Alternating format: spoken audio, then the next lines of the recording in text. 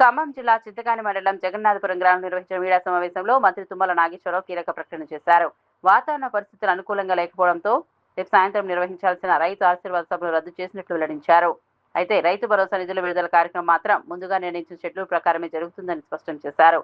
హైదరాబాద్లోని లలితా కళా తోరణంలో ముఖ్యమంత్రి రేవంత్ రెడ్డి, ఉప ముఖ్యమంత్రి బట్టి విక్రమార్క సమక్షంలో రైతు భరోసా నిధులను విడుదల చేస్తారని తెలిపారు. మొత్తం 9,000 కోట్ల రూపాయలను 9 రోజుల వ్యవధిలో రాష్ట్ర రైతుల బ్యాంకు ఖాతాల్లో జమ చేస్తామని మంత్రి చెప్పారు.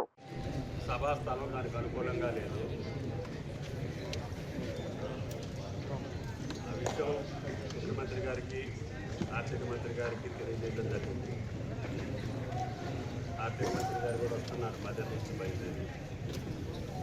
ముఖ్యమంత్రి గారి ఆదేశాలు ఏంటంటే రేపు లాంచింగ్ హైదరాబాద్లో శిల్పకళా తోరణంలో లాంచ్ చేసి వాతావరణాన్ని బట్టి ఈ మధ్య నియోజకవర్గంలో సమావేశాన్ని బట్టి గారి ఆలోచనకు అనుగుణంగా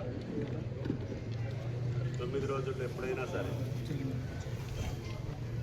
ఇక్కడ బహిరంగ సభ ఏర్పాటు చేసుకోవడానికి ఆయన గారిని అడిగిన దాని ప్రకారంగా ముందుకెళ్దాము. మనం డేట్ అనౌన్స్ చేశాం కాబట్టి యాజ్ ఇట్ ఈజ్గా 9వ తారీఖున 9,000 కోట్లు, 30వ తారీఖునే జూన్ మాసంలోనే మొదలుపెట్టేద్దాము. ఇది 9 రోజుల ప్రక్రియ కాబట్టి వాతావరణం అనుకూలిస్తే ఏదో ఒక రోజున బట్టి గారి అనుకూలమైనటువంటి తేదీకి ఇక్కడ బహిరంగ సభ జరుపుకోవడానికి ఆయన ఆలోచనకు తగ్గట్టుగా ముందుకెళ్లాలనేది ముఖ్యమంత్రి గారి కోరిక. అందుకని రేపు యాజ్గా ముఖ్యమంత్రి గారు బట్టి గారి చేతుల మీదుగా రైతు భరోసా నిధులు విడుదల చేయబడ్డాయి. గత పాలకులు కొంతమంది దీని మీద పదే